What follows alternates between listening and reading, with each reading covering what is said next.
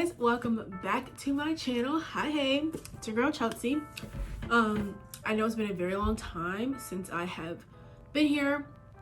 It's because school has started back, and that's a lot of stress on its own. Today we are going to be getting into a movie review. It's a little different than my Maze Runner video, which if you've not watched, go watch it. That was a reaction. This is gonna be like more of like a review kind of video. So yeah, I watched this movie, a movie people might not know about. It's called V.C Andrews-Heavn. V.C Andrews is like a writer and author of like book series. This, I'm pretty sure it's a female. She also made Flowers in the Attic, which I have not watched yet, and I'm planning on doing a movie review on that in the future. But I've heard that a lot of her stories are, you know, incesty vibes to them. There is 4 movies, I'm pretty sure. I have watched all 4 of them in the past. Shocker. They're Lifetime movies. If you know Lifetime movies, you know that all of them get out of pocket, that Lifetime movies are literally crazy. And once again, this movie is not any exception either. Okay, so the leading woman in this movie is Heaven. If you guys don't know who Heaven is, there's this movie on YouTube. It was like called Standing Up or something about bullying, blah blah. I'm pretty sure that's the girl who's in the movie. It's like my main problem with this movie is that everything moves super fast. Just everything's super fast paced. I mean that by like the beginning of the movie, it starts off with Fanny, not Annie. Fanny, who is Heaven's sister. There's these 2 guys who come up to Fanny and Heaven at school who are like, you know, want to go out with us, blah blah blah. You know, Heaven's the, oh, I'm smart. I can't like guys because I'm smart and reserved. And then Fanny's like, oh, I'm wild. I like boys. I want to go. Heaven basically says no for Fanny. I think Fanny's younger than Heaven. And then like boom, we cut to Fanny getting kissed on the neck from the other guy in a locker room. Like just nothing, just boom, next clip, boom. I mean, he's like kissing her, and then Heaven walks in, she sees it, doesn't like it. She wants Fanny to leave with her. The other guy, there was 2 guys. The second guy tries to get on Fanny, and he's like, oh, you know, let both of us, you know, be on you. He's like a 3-person thing. Fanny didn't like it. Fanny was like, what are you doing? Stop. Heaven walks in the locker room. I think she like punches the dude and then grabs Fanny, and they walk home. So basically around this time, we find out that Fanny and Heaven are a part of the Castile family, which I think is a small town, I'm assuming. And it's just like they have a bad rep in the town. Like literally the whole town does not like them. They call them hillbilly trash. They say they're broke and they live in the back of the woods, which they literally do live in the back of the woods. And the whole town just does not like them. And we don't really know why yet. And wait for it, because what they're hated for is stupid. Okay, so once they get home, we meet Fanny and Heaven. They have 2 younger siblings. I forgot their names. They're kind of irrelevant. In the first movie they are little kids, and then they have a brother, big brother Tom. I think he's the oldest one out of all of them. They live with their grandma too, and the grandma pretty much says why they are hated in the town, and it's because their grandpa sold bootleg liquor to a underage boy. The whole town hates the whole family because the grandpa sold liquor to an underage boy. This is where I get confused of what time this story is set in. Based on like what they're wearing and like the records and the cars and like the looks of the house, it looks like it's based in the 70s. But then it's just like, maybe they live in a small town and it's like taboo in that town. They don't really specify where these people live at all, just a small town. But yeah, we learned that, which to me is a pretty stupid reason to hate the whole Castile family for the rest of eternity because of what their grandpa did. Then we meet the dad. Forgot his name. I think his name was, nope, I forgot his name. We meet the dad. I don't know what he does for a job at all. He's just gone all day, and then he like comes home with like breakfast and like food for the kids. And that's when we find out the dad does not like Heaven. We don't know why at the beginning. He's just genuinely rude to Heaven. She would stay on the front porch and like look in from the screen door. Pay attention to the screen door because the screen door is used a lot in this story. Heaven walks in, she starts grabbing like some cereal, and he's like, "You're not welcome in here." He kicks her out back into the front porch. From what I see, Heaven sleeps outside on the porch. Grandma walks outside and tells Heaven why her dad doesn't like her. But basically we learn that their mom isn't really Heaven's mom, it's the other kid's mom. And that her real mom, Angel, died when she was giving birth to Heaven. So her dad just does not like to look at her because it reminds him so much of Angel. That's why he also has he's an alcoholic, he's a drinking problem. That's why he drinks and everything, all because his love of his life, Angel, died giving birth. This all happens in one day. Little blonde boy, Heaven likes Logan because they bond over like Shakespeare, Romeo and Juliet, and Heaven corrects the teacher, which shows she's outspoken and smart. The teachers don't like her either. The teacher sends her to the principal's office for correcting her. Logan doesn't like that. The teacher literally calls her Castile of the Backwood. So unprofessional. So then Logan walks home with Fanny and Heaven, and like Fanny, she gives me very want to be seen. Like she gives me that vibe. She's just very immature. They don't really say her age, but she gives me 14, 15 freshman vibes, you know? But yeah, that joke just alone said it for me. So then Heaven like gets ushered away with Tom, but that leaves Logan and Heaven, and like Heaven just starts spitting out like random Shakespeare. And then he starts spitting out random Shakespeare. I think the director thought this was gonna be like cute and endearing, but it wasn't. It was just very uncomfortable and very unnatural. The mom was pregnant. I don't know if I ever said that. So she's giving birth. This is the second day I think we spend with the Castile family. The mother's giving birth on the kitchen floor. Spoiler, the baby does not live. The baby dies, which causes the mom to become depressed, rightfully so.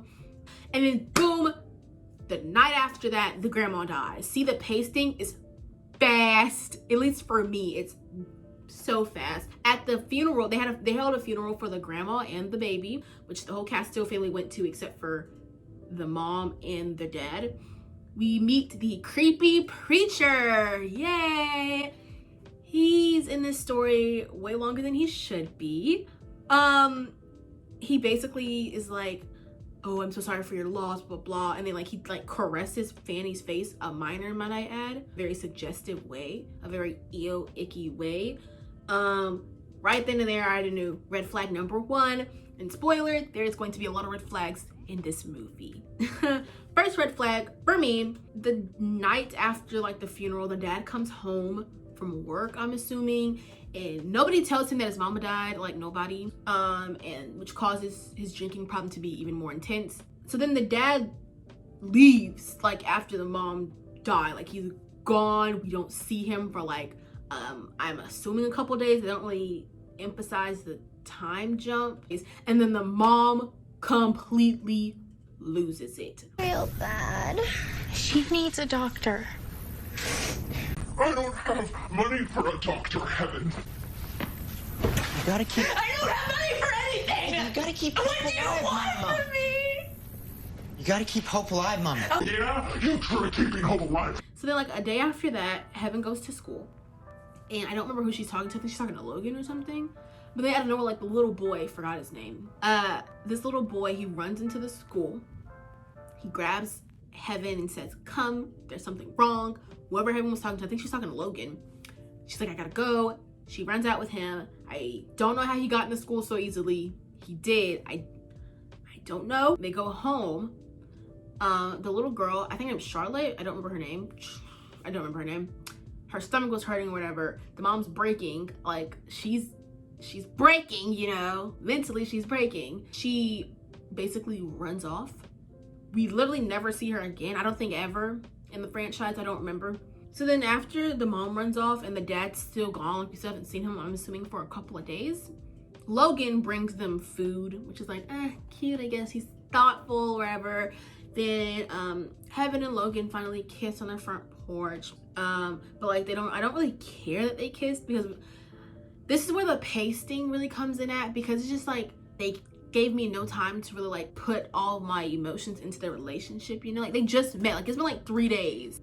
You guys want me to be invested in this, but I'm really not. So then a day after that, everything's happening like day by day. This has been a very eventful week apparently for the Castile family. Heaven gets home from school and she sees the youngest brother and sister in a car to these strangers she don't know are literally like driving off with the kids. And then we see the dad on the front porch and Tom and Fanny are also there. Basically, the dad sold his children. I don't know what time this is, but I'm pretty sure, isn't there some kind of like legal thing you're supposed to do to like legally give your kids away like that? Like, I don't know much about the system or whatever, but I mean, I do know that doesn't sound right. Heaven's whole little breakdown. She's like, I didn't even get to say goodbye, you know. Rightfully so, she should be very pressed. I'd be too, girl. The same night, Tom tells Fanny and Heaven that he's going to work on a farm, I think in Virginia. Tom leaves to go work on a farm, I think the day after the little kids are sold. And then they say this like really weird line. I think they were supposed to show us how like tight knit her and Tom are. But it was like, I have it on here and I quote, "You are your strength, sister. Space, space, space. Fallen heart." I don't know what that's supposed to mean, but they put it in the movie. I don't know. Keep it pushing. The day after that, Fanny is sold to the creepy preacher dude from the funeral. Once again, pacing is crazy. Literally, Heaven's left. All her siblings are sold off in the span of 3. Sold off or are left in the span of 3 days. The mom's gone. You know, grandma died. Heaven's by herself. I mean, and this is the first 30 minutes of the movie, might I add. We're not even done with this movie yet, you know? Where can this movie possibly go after all that? A part I almost left out when the preacher came to pick up Fanny. He kisses Fanny on the forehead in a very grooming kind of way, very icky way. Then here we go again with the screen door. He's taking me.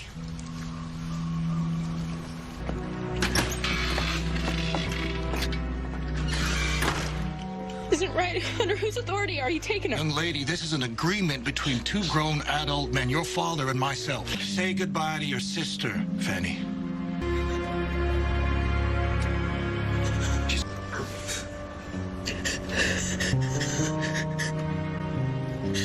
The screen door should get its own little name on the credits because the screen door was getting her job in. But it's just like, why can't you just open the door and step outside? Okay, after that, basically, I think it's the night that Fanny leaves, I think. Don't really know. Heaven finally gets to sleep inside. First time I've ever seen Heaven sleep in a bed. And then the dad comes in drunk and he mistakes his daughter for Angel.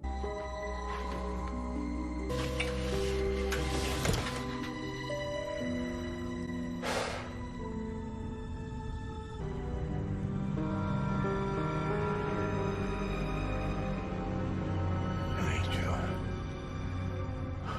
I missed you.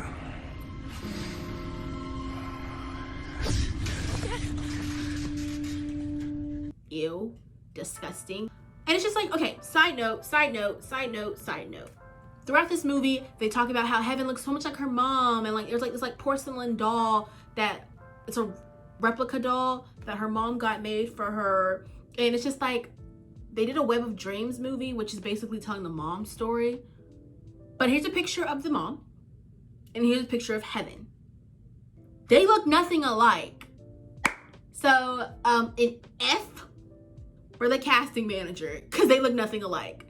And they continuously bring this up throughout the span of all these movies that the mom and Heaven look alike, but they don't. So I mean, after that, Heaven's given away the next day to these 2 people. This is basically where the story moves on mainly to Heaven. So she gets sold to these 2 people who are young-ish. I mean, Kitty and then Cal. She gets sold to them. They live in Atlanta, Georgia. Like, they seem like nice people. Okay, guys, this is where red flag frenzy comes in, because Kitty shows Heaven around the house and whatnot, and then Kitty wants Heaven a 16, 17-year-old girl to call Kitty mama. Red flag number one. Red flag number one for Kitty. Red flag number one for Kitty. Heaven says mama in like a joking way. She's like, okay, mama. You know, like she's like kind of laughing because she thought it was funny. But then... Oh, yeah, I kind of guessed your size, but I can take stuff back to the mall if it don't fit. Oh, this is so generous, Kitty. Kitty. Mama. That's right. That's right, I'm your new mama now. Red flag number two. Red flag number two. Red flag number two for Kitty. After that... Off of you. Oh, dirty, dirty, dirty. Oh, honey, don't be shy. We're family here. Why don't we get you into a nice long hot bath and make sure you get a real deep clean, if you know what I mean. Okay, Mama. Red flag number three. Red flag number three. Red flag number three for Kitty. After that, we learn that Cal is a writer. He's trying to be a writer. He's an author. He has writer's block right now, but he works from home and he stays home with Heaven. They have this scene with Cal and Heaven, like they do like another Cinderella thing, like they were cleaning, you know.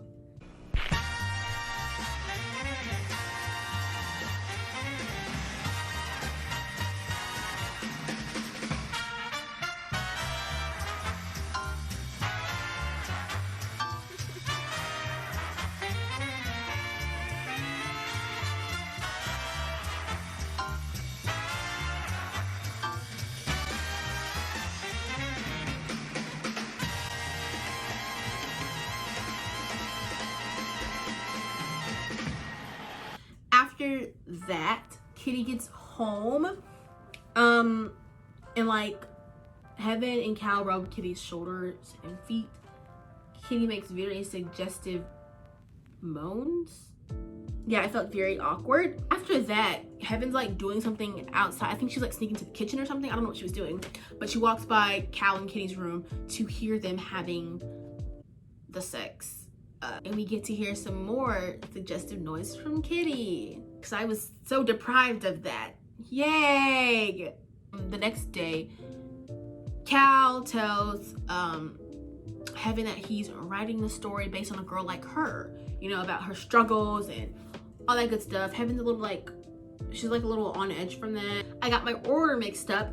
What came first was Heaven was bending over as she was like cleaning the countertop, but she had a skirt on, like it was like kind of suggestive, and Cal walked over and like he saw it, and like they had a pretty good relationship throughout the time of her being there. It was like a month of her living with Kitty and Cal. But the thing is, I believed Heaven and Cal's relationship, theirs is more believable than her and Logan. Like her and Logan, they just didn't click to me chemistry wise. Cal and her clicked to me better chemistry wise. Okay, later on that night, Cal gives Heaven alcohol. I forgot they were celebrating. I think they're celebrating like his book or something. I don't know what they're celebrating. He gave her a dessert wine. He gave alcohol to a minor. Red flag number one. Red flag number one. Red flag number one for Cal. It was for her birthday. She said her birthday was never really celebrated at her house because, you know, her dad didn't. That was also the anniversary of her mom dying from giving birth to her. And Cal gave her some stamps to write letters to her friends, which I think was cute. Good for him. Then when Heaven says thank you, Cal says it was like a joking way, but he says you can call me daddy. It was like a joke, I guess, but I mean, still. Red flag number two. Red flag number two. Red flag number two for Cal. Very distasteful joke to say to a minor. After that, we then learn that Kitty is an alcoholic. I don't know what it is with Heaven always finding these alcoholics, but find out Kitty's an alcoholic. She drinks a lot, which makes her more unstable than she already is. Which to me is another red flag number four. Red flag number four. Red flag number four for Kitty. Because of Kitty being drunk, it causes her to be mad that Heaven is writing to people Kitty doesn't know. Kitty doesn't know Logan or anything like that, which makes Kitty say, Just trying to keep in touch with her brother and her boyfriend back home. How do you know so much? And I thought you were busy writing your book. Have you and Daddy been spending quality time together? Red flag number 5. Red flag number 5. Red flag number 5 for Kitty. That's in the script. Okay, after this whole little debacle, Cal's like, that's not our real daughter. So then we cut to a scene of Heaven running a bath for herself, and then Kitty walking in, still highly intoxicated, and then she says some like psychotic shit to Heaven that I don't remember what she said, but I do remember it put me on edge, and I don't know how Heaven wasn't on edge. Then Kitty pretty much says, you should get all clean for messing with Cal. So she runs like boiling, piping hot water into the tub. Hey yo, look like I'm going for a swim. Look like I'm going for a swim. Red flag number 6. Red flag number 6. Red flag number 6 for Kitty. The biggest red flag of them all. Cal picks her up out of the water. She's still she wasn't naked. Like she had like a silk little dress on, which makes Kitty, change. And she's like, oh, I'll get her some butter, I'm so sorry. And then we find out. That's right. Me and your daddy were like animals. He made me get an abortion. Swore to me they'd do it right and that he'd love me always and marry me one day. None of those fairy tales ever came true. Couldn't have no babies after that. Then Luke met your mama. Called her Angel. Together they made you. I always told Luke that you were the baby I should have had. I finally can be the mama I was meant to be. Wow. So that's why she wouldn't call her daughter, and it's still very weird. Like her giving this whole backstory is not gonna make me feel any less uncomfortable. Kitty also says that Heaven, if you feel bad, like your burns hurt and stuff, you can sleep with me and Cal in the same bed. No. Cal says it's very inappropriate, as he should. Ew, disgusting. We don't want that. I think a day after that, we find out that Kitty is sick. Something's wrong with her. She's with the doctor to check her out, but she just had like severe back pain or something like that. Main medication on the market. It costs a fortune, but these are samples. In the meantime, take away all alcohol. She cannot drink while taking these. It's an actual lethal combination. It's inevitable. Because Kitty is still sick, we do have Heaven's birthday still happening, which is going to be a birthday picnic that Cal and Heaven went on.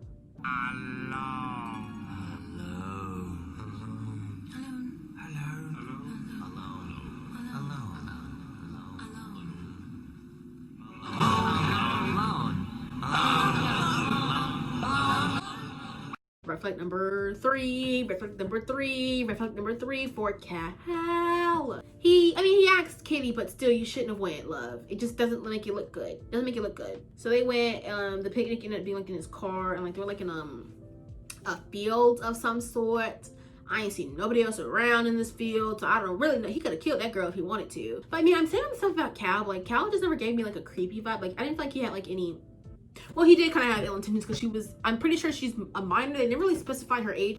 Cal drops off Heaven at the house because he says he has to go pick up Kitty's medicine. Kitty never answers, and she walks into the kitchen to see alcohol bottles all smashed over the place and like the pills conveniently in the same area. So like, if we couldn't tell, Kitty took her medicine with alcohol.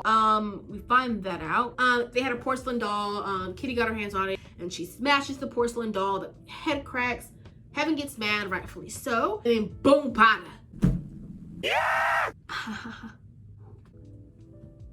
Boom, bada. Kitty slaps a bottle over Heaven's head and Heaven passes out. Cal gets home and like he wakes up Heaven and she's like a shiner on her head and he's bleeding, and he's just like, he reassured Heaven that Kitty is in the bed sleeping now and that Kitty sleeps with her eyes open.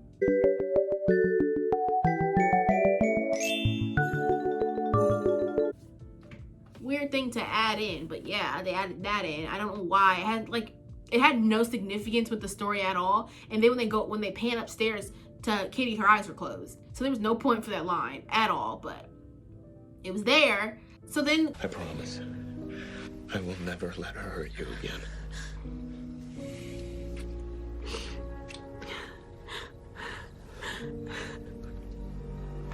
What are you doing? Pretty sure she's still a minor. After that whole thing, they go upstairs to your Kitty, such that she wants to go see her mom. I don't remember, I think I kind of blacked out for like 5 minutes because I don't remember why, but out of nowhere, Cal and Heaven are slow dancing in the backyard, I think to no music.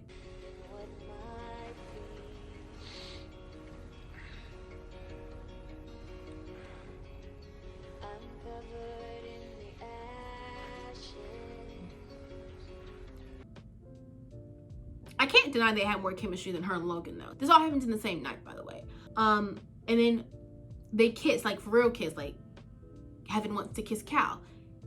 And then they take it a step farther, you know, and they have sex on the living room floor. Is this The Notebook? I mean, very ew. And he's a married man, might I add. So minor or not, he's a married man and adultery is not cute. So to me, it's morally incorrect. They finally make it to Kitty's mom's house, and apparently Kitty's mom also doesn't like the Castile family. You're the Castile girl. Kitty still found a way to be connected to that scumbag family after all these years, huh? Mama. Oh, I feel sorry for you, Cal. She never got over Luke. Doctor, I'll be here at 4. Join me in the kitchen for some coffee, Cal? This whole hatred thing, it should have been something more. Like it should have been like her dad, her grandpa's like a killer or something, like he hit a kid while he was a drunk driver, like something like that. But like getting mad at her grandpa for selling bootleg liquor to a minor, I mean that happens about every day here. That's why I'm like, what time is this? I don't know. So then Heaven pretty much, I'm assuming they're back to their small town. Heaven sneaks off to the high school to go see Logan. Side note, but like, does this high school not have a front desk? We just have people walking in whenever they want. Like Heaven and that little boy who doesn't even go to the school, do they just walk in? Anyways, Heaven walks in, she gets mad at Logan because Logan did not respond to any of her letters that she sent him, but he says that he never got any letters, which we're assuming that his mom just never gave them to him because, you know, the Castile family bad. Then they start bringing back the whole Shakespeare cringy thing. I think they're trying to make us feel like, oh my gosh, you know, Shakespeare together, it must be love, but it's not that. It's not that. Heaven gets back to Kitty's mom's house. Cal gets jealous again. Then Kitty's mom happens to be in the staircase and she's like, oh, she's sneaking off seeing boys. Punish her. So Cal pretends to punish Heaven, and apparently this turns them on. And I don't know if they had sex or they just made out on the kitchen counter of his mother-in-law's kitchen, you know? Yikes. So then after this whole thing, Heaven asks G to have permission to go see Fanny. She goes to the preacher's house. Fanny opens the door and we find out that Fanny is pregnant. She's being held here against her will. I will call the cops. Oh boy. Oh my God. Pause. The timeline's not really adding up at all because Heaven says that she was at their house for a month, and like Fanny looks more than a month pregnant. Like she was like at least 5 months pregnant. So I mean, how long was this jump really when Fanny was sold and Heaven stayed? And she pretty much says that it's the preacher's baby. He got her pregnant the first night she moved in. Disgusting. And Fanny actually sounds okay with it. Heaven leaves and she goes back to Kitty's mom's house. The day after that, she goes back to the school. We're back in the locker room. Once again, how did she get there? We don't know. She sees Logan in the locker room and like, is this like a unisex locker room? Cause like there's been boys and girls all going throughout here. Like she walks in and Logan just kisses her like out of nowhere, just like kisses her. And it's just like, whoa, man, what happened to consent? You know? He's just like, oh, I'm sorry, I just wanted to do that so bad, and blah, blah. And it's just, I have not seen our relationship enough to be invested in it. Quite frankly, I'm more invested in Cal's and Heaven's, even though it's completely disgusting. I'm more interested in theirs than I'm in yours and Logan's. And to make me furthermore uninterested. I shouldn't have grabbed you like that. It's okay. No, I understand. Heaven, I know you're the one. I know it. I love you. And seeing you again, it's like a dream come to life. And I know it sounds crazy, but I think we should elope. It's the only way my parents will accept you because they won't have a choice. Pause. You guys known each other for like not even a month. They've seen each other probably 4 times throughout the movie at least, and you want to marry her? Huh? And they literally only kissed like twice. And he's like, yep, this is the one I want for the rest of my life. We're getting married, girl. So then Heaven never gives him a clear answer. We go back to Kitty's mom's house, and then we learn that Kitty has had breast cancer this whole time and has never told anyone. She never got any treatment, and like she's just like, I didn't want to get my hair cut off or like have my boobs cut off. She just didn't want any of that. So I mean, she just never told anyone. And now that we learn that Kitty's basically dying from cancer because she never got treatment, she's dying from it now. Apparently apparently Heaven forgives Kitty for pushing her in a tub of boiling hot water and slapping a bottle across her head. Apparently that's all forgiven. And apparently now Heaven really cares about Kitty, even though Kitty's given her no reason to care about Heaven. Then also, if it's anyone's fault, it's mine. It's not yours. I'm the problem.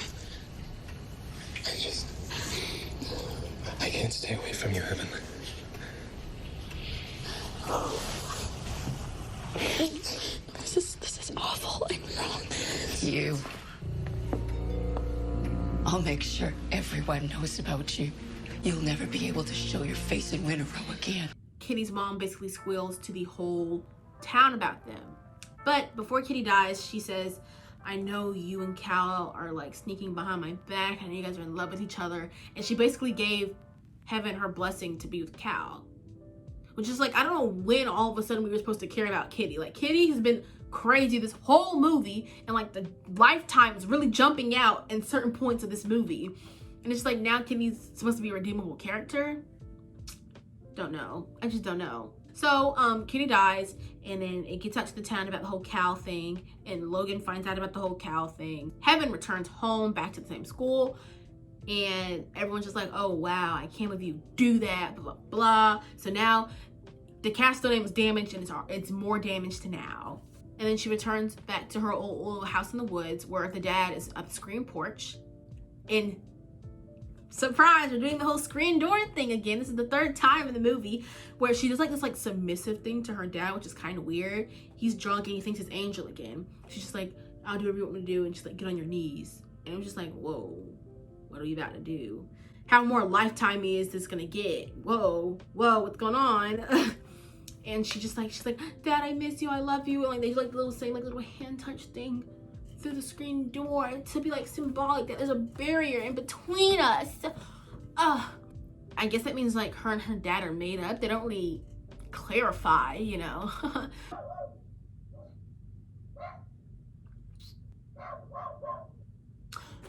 But apparently now Heaven wants to go back home to her mother's house where she lived. Apparently her mom was super rich, her dad wasn't, and her mom ran away with her dad and all that good stuff. I forgot their name. I also forgot her mom's last name, but like, yeah, she's super rich. Heaven wants to go to see where her mom grew up at, so they even pay a bus ticket for her to go. We don't really know if Heaven ever went back to school, if she dropped out. We don't really know in this movie. It's clarified in other movies, in the other movies of the series, but this one's not really clarified. At the bus station, we see Tom again. Literally forgot who Tom was in this movie. So when Tom shows up to the bus station, we're not doing Hunger Games. Cal shows up and he's like, is this Logan? Blah, blah. He's like ready to fight. And Heaven has to explain that it's not Logan and that she's gonna leave to be her own woman. Be her own woman. And Cal's like, I'll give you the best life you can here. And she's like, no, I have to do this for myself. So she basically rejects Cal. She goes on the bus and she drives off. And this is the end of the first movie of the Lifetime Heaven series. And I will also put in the clip of the next movie. So this is where my mother grew up. Wow, it's like a fairy tale. What's that? There's our hedge maze. You must never go in there, do you hear me? My brother Troy lives in a cottage on the other side of the maze. You need to assure me that you will never spend any time with him. Your mother brought shame upon this family. You are a living, breathing reminder of that shame. All these dark memories. It's difficult for me to talk about. This isn't a good idea. You seem flushed. You startled me, is all. Lied. Oh, they're horrible people. You slut. Heaven, I am so dark and twisted inside. I don't want you to be hurt. Welcome to your new life. Dark Angel premieres next Saturday at 8. Part of Book to Screen, presented by Lifetime. Yeah. That's gonna be something to review. And because I've already watched all these movies, they get crazier from here. The incest pops out in the second movie. I promise you. The incest pops out. So basically, that is all my notes for the first movie. My overall review on this movie, it actually wasn't that bad. I feel like I'm just giving it a hard time. Like, I'm just nitpicking on some things. Was it a watchable movie? Yes, it was. I mean, some parts didn't really make much sense, and it was kind of like fast-paced at sometimes. But it actually was not that bad of a movie. And I've watched this movie when it first came out in 2019 on Lifetime. Like, I've watched this movie, I've rewatched it since then because of how crazy it was to me. So I think this movie, would I recommend this to watch with a friend? Yes. I think it's just a really good discussion movie. And it's just like, when you walk into Lifetime movies, you never walk in like, you know, expecting a whole amazing Emmy award-winning movie. Nobody thinks that. Everyone expects the same thing from Lifetime movies. It's like, I never expected this movie to be super good and didn't get that mad at it. So, yeah. That wraps it up for this video today. Thank you guys for watching. Yeah, if you like what I'm talking about, like this video, comment and subscribe. Give me some more suggestions for things you want me to watch or things you don't want me to watch. Yeah, that's it. Thank you guys for watching, and I will see you guys sometime again next week.